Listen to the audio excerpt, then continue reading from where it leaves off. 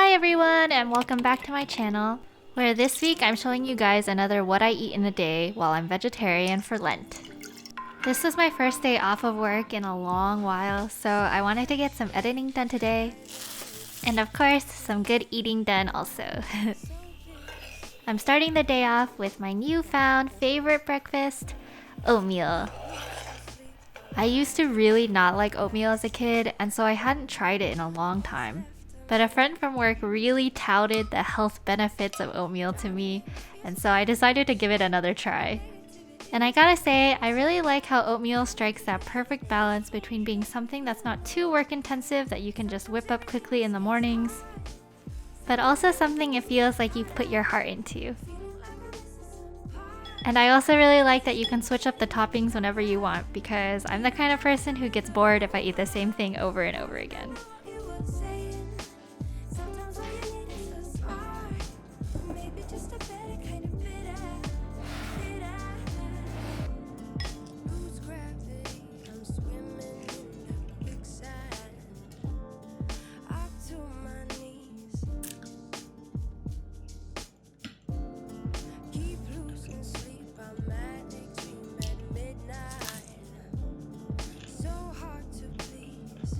The oatmeal is delicious, of course, and for some reason the strawberries are just so sweet and delicious these days. Fun fact, I did try putting the strawberries in the oatmeal one day, but I don't know, something about the oatmeal warming the fruit just like freaked me out a little, so I don't do it anymore.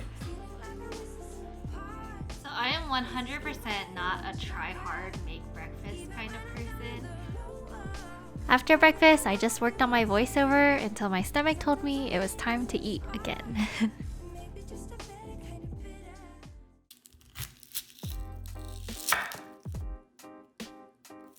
For lunch, I thought it would be fun to make something that I actually haven't had in a long while: broccoli cheddar soup. I wanted something that I could spend some time making now that would be easy to reheat later in the week. And honestly, I've been meaning to try a blender soup for a while now, so this is a good opportunity.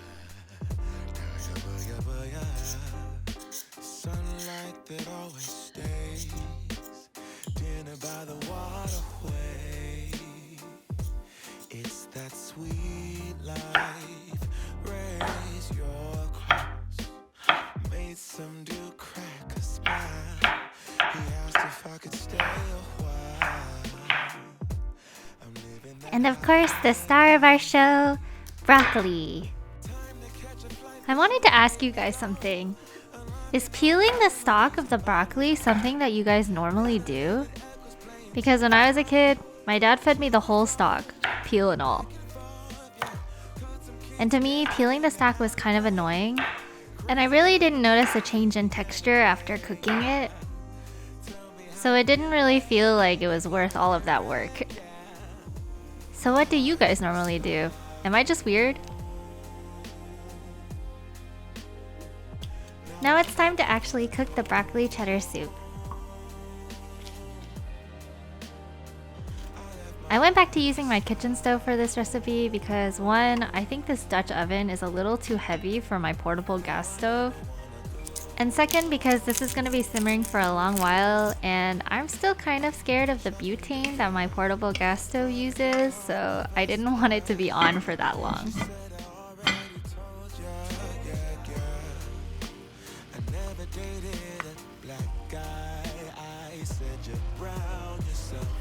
When I added the broccoli stalk and potato, I knew instantly that, man, this is going to be a lot of soup.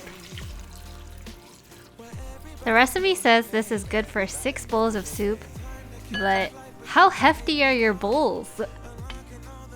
I'm pretty sure me and my husband were drinking this soup for like 5 days. Not that that's a problem, of course. But if you wanted to host a lunch party, this recipe would be good.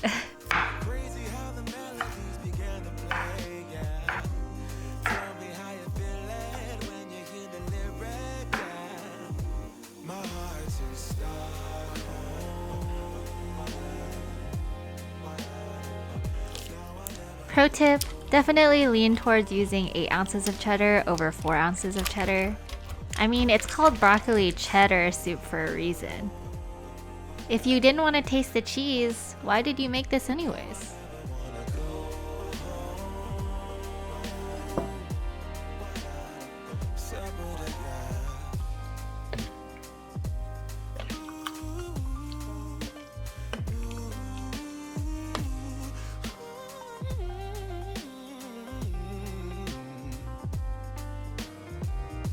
And now I'll blend the soup.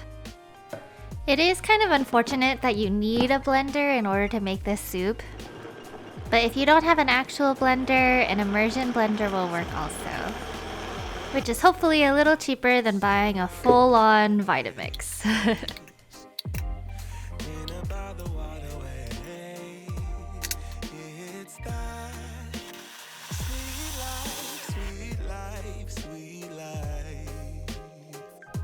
The soup's just about done at this point. Just need to add the rest of the broccoli florets and the cheddar cheese. I only just now realized, but doesn't broccoli cheddar soup usually have like heavy cream in it? I think it's kind of crazy that it's creamy even without cream. So kudos to the recipe maker.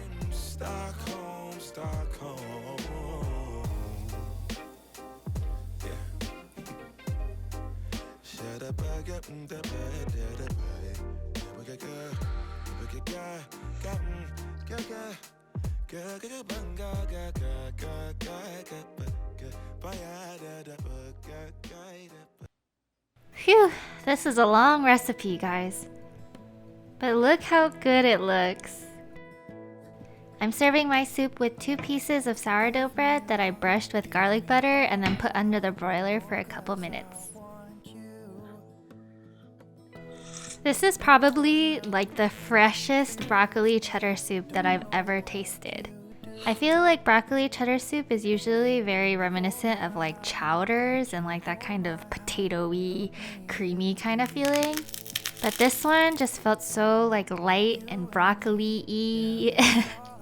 It's like hearty, but it doesn't weigh you down. I definitely recommend making this on like a weekend afternoon, and then you'll basically have lunch for the entire week.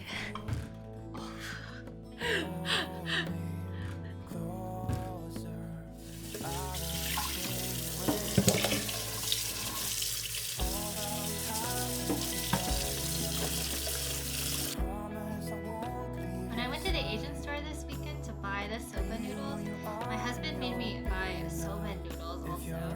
Giving me your love, giving me your love. All that we have is each other now. Promise you won't leave my side. I hope who I am is enough for you. If I'm giving you my love, giving you my love.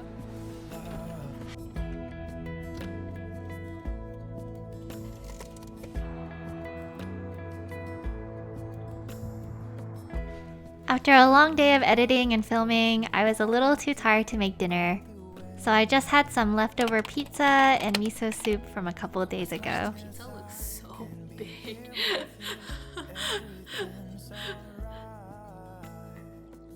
And you know what? I think that's okay. I'm a little sad that I didn't get to show you what I was planning, but it's cool to eat leftovers too. Anyways, that's it for this week's video. I'll see you guys next week.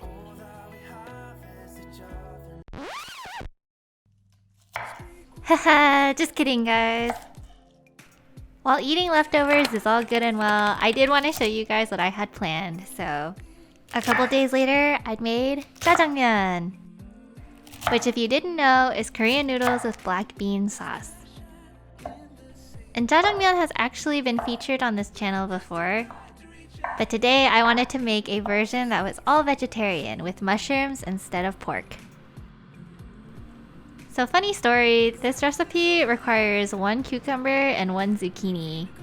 But when I went to the grocery store, I picked up a cucumber and then I picked up what I thought was a zucchini from the zucchini section, but it was actually a cucumber instead. Like, I'm pretty sure I picked something from the zucchini section with the zucchini tag. But why was it a cucumber? Wow. So I was a little sad about that, but if you make this at home, zucchini would be super duper good.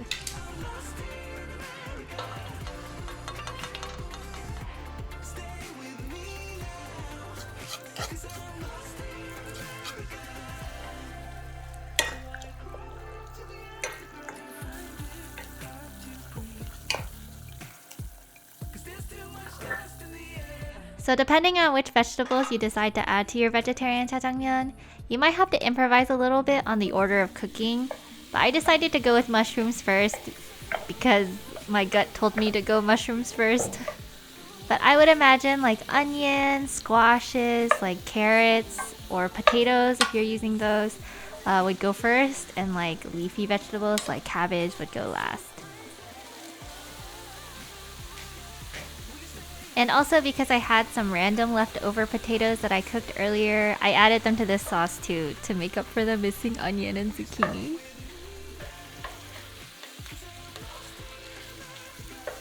And the only other substitution we have to make is vegetable stock instead of chicken stock. Or you could just use water if you're lame. Just kidding, you can use water. Just add your cornstarch slurry and stir over low heat until everything is glossy and thick. And voila, you pretty much have the perfect vegetarian weeknight dinner.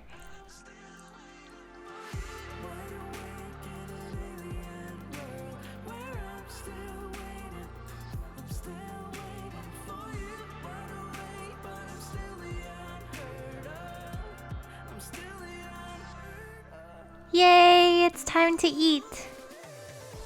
And because I've made this before, I kind of already know that it's gonna be good, but how good? And the answer is really, really good. I think my random split-second decision to put in potatoes was the best decision I could have made. Like potatoes and jjajangmyeon, kind of a game changer. And as it turns out, I didn't really need the onion and the zucchini anyways. Even though I'm sure it would have been delicious. So that's actually it for this week's video. I hope you guys are enjoying these what I eat in a days because I'm really enjoying making them. If you like watching me challenge myself to cook new things every week, then please subscribe because I upload a new video every Monday. Next week, I believe I'm making another cake, so stay tuned! See you guys next week! Bye!